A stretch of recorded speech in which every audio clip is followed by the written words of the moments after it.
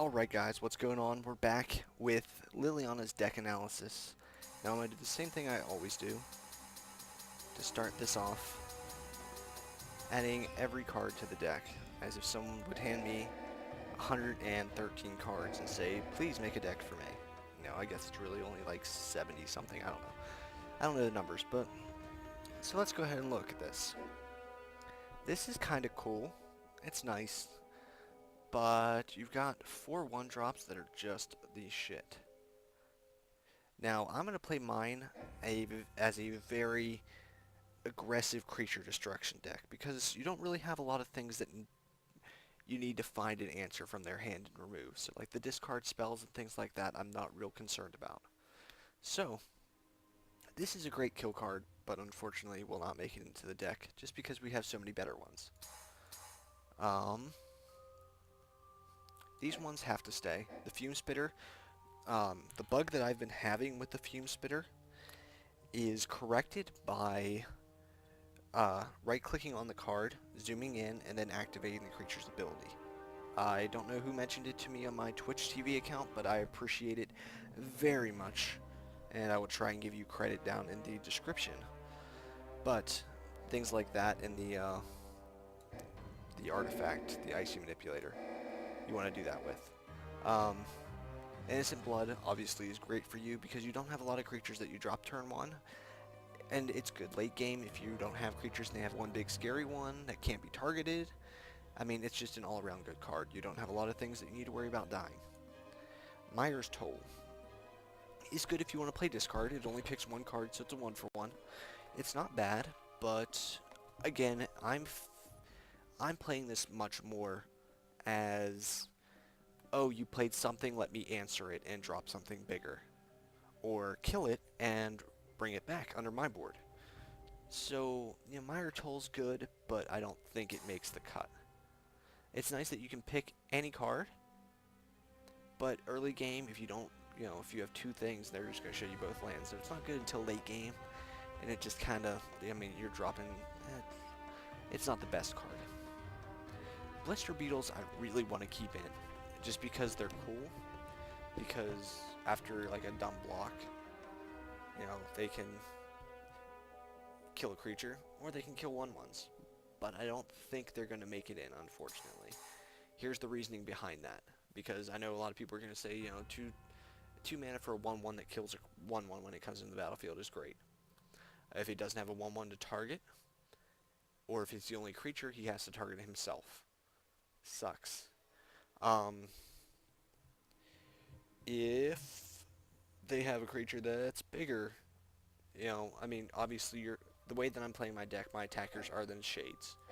So, I mean, you could just spend an extra mana and give your creature +1/+1 and beat theirs, rather than killing one of your shades to kill it with a Blister Beetle. It just doesn't make a lot of sense to me. Plus, you have a lot of other things to do on turn 2. These are good if you're playing Plains Chase. If you want to play Plains Chase, this is a great card. As far as playing 1 vs 1 or 2-headed giant, it might be decent in 2-headed giant, but still, I would not play these probably in a 2-headed giant, just because it'd be cool to pay 7 and, you know, gain 10 life and then lose 10 life, but at the same time, you know, that's 7 mana.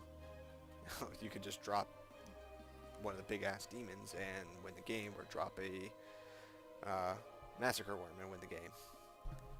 The Jet Medallions have to stay in because I do play a lot of very expensive cards in the deck. There's a lot of things that doesn't help with, like the Natuka Shade, Cyan Blood, the Phyrexian Obliterator, the things like that. But overall, it's going to help you more than it's going to hurt you. But the shades are awesome. Cyan Blood is absolutely needed because you need to have some sort of card draw, and it's a draw 2, lose 1 card. So, you know, it's a 2-for-1. It helps you out. Dread Warlock, there are so many black creatures in this format. I would never, ever, ever, ever, ever play it. It's just absolutely worthless. So we're on Infest right now. Let's get the rest of these things in here. Oh. Okay, well, let's go back to Infest. We've almost got enough. Alright, so Infest. All creatures get -2/-2. That's ideally, uh, a 5 mana spell with the Shade out, so you can pay 2, make your Shade live, wipe their board, and attack them for a lot. Um, so I kept it in. It's good against Kranko's deck, it's good against the Soldier deck. I mean, it gives you a great win condition against the Soldier decks. Not as good as Mutilate, but still really solid. And it's not bad against the Johnnies if you land it right. If you land it turn 3 and them have, a Pride Mate, a 3/1 guy, and a Soul Warden, you're going to win the game. Yeah, right there. I mean, it's a 3-for-1. You're going to win. Decks that it's not good against Garrick. It's not good against... I mean, it's decent against the Liliana mirror. It's great against the Exalted deck. So, I mean, it's definitely something I would consider keeping in. It's definitely good against the Flyers, especially the new one that I posted, the Cross ones 2.0, that's doesn't play the flying creatures get +1/+1 and things like that. Last Kiss, I did not keep it because it's 3 mana to do 2 damage and gain 2 life. Now, granted, it is an instant and can kill a creature, but you have so much better removal is the only problem with it. And then just as a one-off, like maybe if we had like 2 more, I would consider playing it because of the life gain, more so than anything else. But you've got the murderers and they're more than enough. Liliana Spectre, again, I'm not playing because it's 3 mana for a 2/1 flyer, so it gets blocked by everything in the Exalted deck, everything in every deck, period. And it only makes them discard one card. Ideally, it's a 2-for-1, but that is in best case scenario, that it's a 2-for-1. If not, it's just a 1-for-1, and it might just be a land, so it might not even be worth doing. If it was a random, or if it was when it does damage, they discard, it would be decent, and I would play it. Murder, obviously, destroy target creature for 3 mana, and if you have the Jet Medallion out, it only costs 2. So it's definitely a really good card.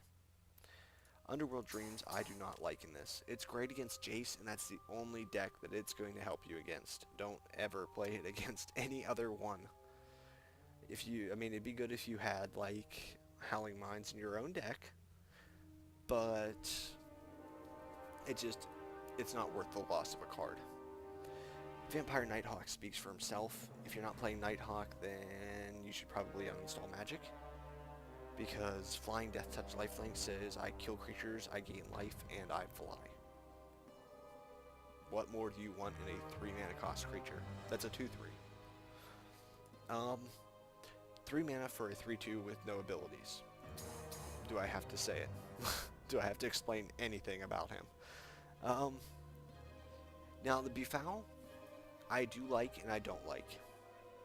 I do like it because it can destroy land. I don't like it because of the non-black title in its, or non-black creature in his text, oracle text there. There are a lot of black creatures that you're going to want to target.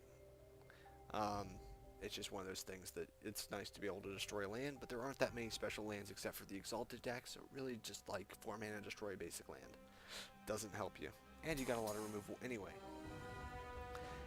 Bloodhunter Bat is really cool. I like him for 4 mana, and if we did not have, so many better creatures to drop on turn 4, he'd be okay. But we have, for the Liliana Shades, a Necrotal, a Phyrexian Obliterator, a Tendrils, and a Mutilate that we can drop on turn 4, as well as Icy Manipulators. So, it just doesn't make sense to play him. It's cool, that your opponent loses the life, but... Alright, so we're on Diabolic Tutor now. So, Diabolic Tutor. Search your library for a card and put that card into your hand, then shuffle your library. Might sound great. The thing is, we have a 6-cost creature, I believe. Where's he at? Where's he at? Where's he at? Maybe he's 7. Maybe he's 7. He is 7. A 7-cost creature that does the exact same thing. So 3 more mana, and you get a 6/6 flyer. Sounds like a win-win to me. I mean, why not? So I didn't play the tutor just because, you know, it's 4 mana, you waste your turn. And like I said, you have 100 better things to do on turn 4. Well, turn 4 is the turn that you're going to decide whether or not you lose the game. I kept everything else.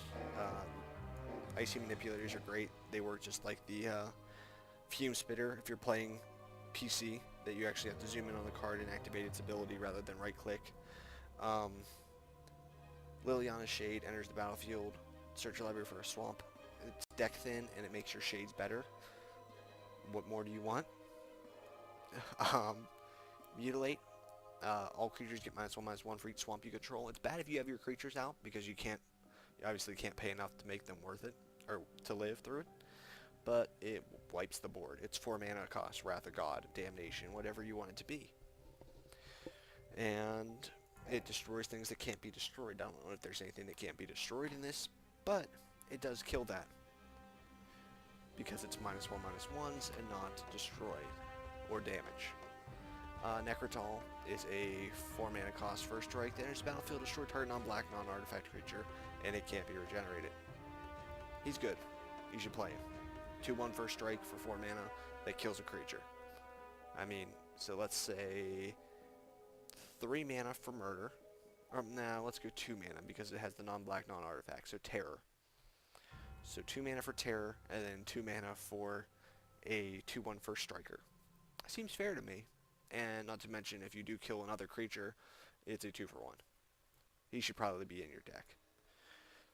Obliterator speaks for himself. You're playing mono black, you should be playing Obliterator.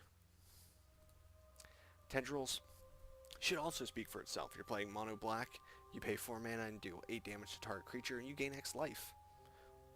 If you have 8 swamps. Halo Hunter, there are 2, 3 angels in this. Maybe. Don't like it. I mean, the Intimidate's nice on it. I mean, if you're playing aggressive and like, I'm gonna win just because I can attack, you know, through things, but like I said, there's so much black out there that just doesn't seem good. You know, I think Lilies, the Exalted deck, are just really, really, really strong. This is cool because they can't block him with 1/1s, but at the same time he's 5 mana for a 4/4 that puts out a 2/2 token. If they have anything that can block him and kill him that has, you know, 5 toughness or more, yeah, he's not good for you. He's not going to help you at all. The Shade's cool. I like the Shade, but he's very, very, very, very, very expensive, so I didn't play him. Rise from the Grave is an absolute must because you're killing their creatures, and your creatures are probably dying as well. So, excuse me. Another reason I don't like the discard in this is because if you're playing the Mirror and you make them discard something and they're going to go, ah, well, let me Rise from the Grave. I mean, I think I played a game against the Mirror where I was terrified of him dropping Rise to the Grave on one of my big creatures. Even though I had Rise, you know, I was mana screwed, and he seemed to be getting it more than me. Just one of those things that, you know, you want to be careful of. That's why I don't like the discard, personally. But Rise from the Grave can target anything in your graveyard or your opponent's graveyard, and it's wonderful. Just know that. This Ghoul is cool, but he can't block. So, I mean, obviously, if he's dying, you're probably blocking with him. I mean, I don't like him. Swamps entering your battlefield are sweet, but, you know. Again, you're playing mono black, corrupt. At least hits for 6. Worst case scenario. Worst case scenario, it hits for 4, and that's with 2 of the Jet Medallions out. And, I mean, you don't want to use it then, but if you absolutely have to, you can for 4 mana. Or for 4 life. Dread is great against soldiers. It's great against Krenko. It's great against Exalted. Not so much, but still, if they have to attack you all out because you're killing their creatures 1 by 1 every time they attack you, 1 at a time, you know, Dread forces them to have to attack you 1 creature at a time so that they don't lose every creature on the field. He's wonderful. He's great. And he shuffles into your library when he's put in the graveyard from anywhere. So, technically, he's really good against Jace as well. Grave Titan. He's a Titan. Play him. I don't think there's a bad Titan. Frost Titan seen play. And he's the worst of them. And he's still really good. Hellcarver Demon. This one I don't like.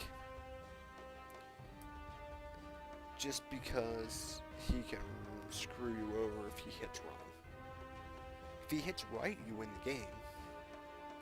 But it's sacrifice all their permanents, so, if you sacrifice all your lands and hit a corrupt and corrupt him for 2, it's also you may cast any number of non-land exiled this way without paying their mana cost. So, you keep him and hopefully play some creatures, but so many things revolve around your swamps, I don't know why you'd want to sacrifice all of them. Massacre Worm is great against the token decks as well, like Krenkos and the Soldiers. And whenever a creature dies, they lose 2 life. It's like, what's not to like about that? Nightmare I do enjoy, but he gets jump blocked or dies rather quickly. Not to mention he's very expensive and you play a lot of really good 6-drops. I believe you're a 6-drop? Yes. You play these 3 6-drops, which are bomb. Much better. Much, much better than Nightmare. Nightmare Incursion is awesome again if you're playing the discard type thing. You can remove everybody's win conditions because you have enough swamps to do so. Ideally, you're hitting for 6 and saying, I remove your 6 win conditions. At the same time, it's turn 6, they probably have 1 of their win conditions in their hand. And it's not necessarily a 6 for 1 like you would think. It's a lot of, you don't get any advantage from the field. You just get advantage later on so that they don't draw that. It's not necessarily a good thing where you're like, oh, you discard a spell, it's a 1 for 1. This one is much less a 1 for 1 than the other ones. I do enjoy Public Execution because it kind of demoralizes all the other recruits, just like it's pictured here. But it has a very high mana cost, and you have so much removal. Zathrid Gorgon. It's nice. It's cool. It's 6 mana for a Death Touch 3/6. It gains Defender, becomes colorless artifact. In addition, it can still block. It's nice because its activated abilities can't be used, but the creature can still block. So, kinda sucks. Not necessarily worth it. Like I said, you've got so many better things to do on 6 mana than that. Yeah, these 3 alone. Is Corrupt 6 mana? Corrupt is 6 mana as well. These 4. And Phage I'm not playing because you have so much reanimation. It's nice because, she's got Death Touch, and if she hits someone, she wins the game. But she's 7 mana and has to hit someone and can't be reanimated. So you have to get your 1-of into your hand and hit them with it. So it has to be on the field for a whole turn. And it can be blocked. I mean, honestly, I'm going to tell you from experience with this deck, if they're not blocking your creatures, you're winning the game. I'm going to tell you a secret about Magic. If they're not blocking your creatures, you're probably winning the game. If they have creatures on the field and decide not to block, you might be losing the game. But if there's no creatures on the field and they're not blocking them, or doing any spells of that matter, you're probably winning the game. So, Phage doesn't make it in. I enjoy Runescar Demon. I think he's fun to go 7 mana, let me grab Massacre Worm, drop Massacre Worm, win the game. Or grab Corrupt. Or something like that. So I keep him in there just because, he's a 2 for 1. He says I come into the battlefield, I get a 6/6, and I get a card in my hand. Any card I need in my deck. Avatar of Woe I did not play because some of the decks, a lot of the decks, aren't super creature based. I mean, she's good, don't get me wrong, but she's 8 mana. And unless you draw her real late, she's 8 mana. Or, you know, Jace is deciding to mill himself out, and you at the same time. That's the problem, is, the only time that you see 10 or more creatures in the graveyard is when you've put them there. And you're probably winning the game. I mean, there's so many good big drops, you can just kind of pick and choose which ones you prefer. I like the early game presence in this deck, but the late game becomes a lot more difficult to pick the cards you don't want. I only want to play one Reaver Demon, I'll explain him in a minute. And you don't want to play Plague Winds because it destroys your creatures as well for 9 mana. Now obviously if you're playing Plains Chase or something, this would be great because it kills everything. But we have 3 cards to get rid of, which will be these 2 probably. I like the Pestilence Demon because he kills the tokens, but you already have so many ways to deal with the tokens already, and he hurts yourself. You'd have to pay 2 to keep your shades alive, so I don't like that. Gristlebrand, I do like Gristlebrand very much. Flying, lifelink, pay 7 life, draw 7 cards is awesome, but I don't think I've ever played him because it's usually Runescar and a Massacre Worm win the game, or Runescar and a Corrupt win the game. I don't think I've ever drawn Gristlebrand. I'm sure I'd love him on the field if he actually stayed there, though. He's 8 mana, and he is, a win condition. If he hits the board and hits them once, you win the game. He hits the board while you have 20 life, you win the game. So, Gristlebrand is probably the card I would take out. I do enjoy him thoroughly, but we have so many high drop cards that, we do have a little bit of mana excel, but it's not like mana excel. It's, I'm going to drop mana consistently turns 1 through 7. Hopefully. So we play 4 6 drops, 1 7 drop, 1 8 drop. And the Reaver Demon I'm playing simply because he destroys all other creatures. He's much better, or he's another Massacre Worm. He's, granted he doesn't hit other black creatures or other artifact creatures, so it either helps you or, if your opponent has a whole bunch of black creatures out, it sucks. But it's just kind of one of those things, the one-up to search with the Runescar Demon doesn't hurt. But I do like the Gristlebrand. Originally I had taken Incremental Blight out and played Gristlebrand, but Incremental Blight is a 3-for-1 if hit correctly.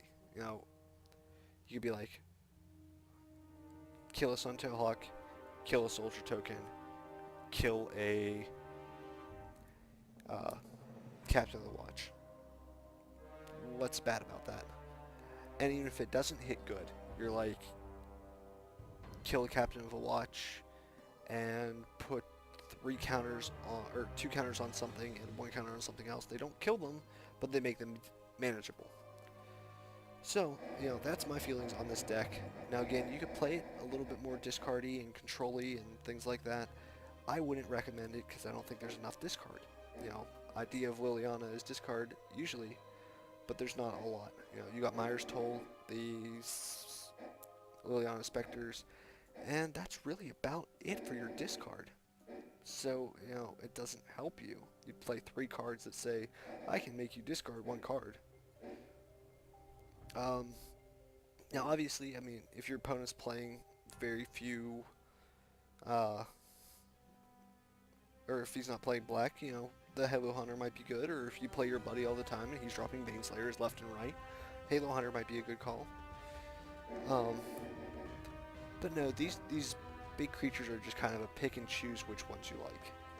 Again, I say Dread is great against the token decks, and he's a 6/6 Sphere for 6. Just like, he's a better Avatar of Woe. Essentially. The Zathra Gorgon says, I can kill 1 creature a turn, or I can make creatures have to block. But you do that enough, and creatures are just going to be like, okay, I can block all day, it doesn't matter. I'll drop something, you can't attack with the Zathra Gorgon. So, but like I said, it's a pick and choose which ones you like. If you're not playing the Shades, Pestilence Demon's probably great. If you're only playing the Mana Excel Shades. Um, Gristlebrand's great. I would highly consider playing him. He's probably the toughest card for me to say I don't want to play him in the deck because he really does belong in here. It's just I feel like this list is really solid and there's nothing I really want to get rid of because the early game is so good. You know, ideally a 4-drop would be good to get rid of, and I think I originally had Necrotal taken out, but I think that's an awful choice looking back at it. Playing the extra Reaver Demon just doesn't seem good because there's so many black decks out there. And again, the Phage just, eh. But hopefully you guys enjoyed this one. Hopefully I'll be getting some more videos up soon. I've got a ton recorded, a ton that I need to post. But I'll try and get this one out as soon as possible. And again, if you guys enjoyed the video, leave a like or a comment. It helps me out a lot. If you didn't like the video, leave a comment. Tell me what I did wrong, and I will consider changing it, just like I did with Crosswinds. Because I sometimes overlook things. Like, you know, I think the most overlooked thing in this deck is probably the Gristlebrand. But I don't know what I would take out. So, you know, let me know what you guys would consider for the Gristlebrand. Maybe I'm missing something with the Blister Beetles. I don't know. Let me know, guys. I like the feedback. So, I hope you guys enjoyed watching, and I will see you later.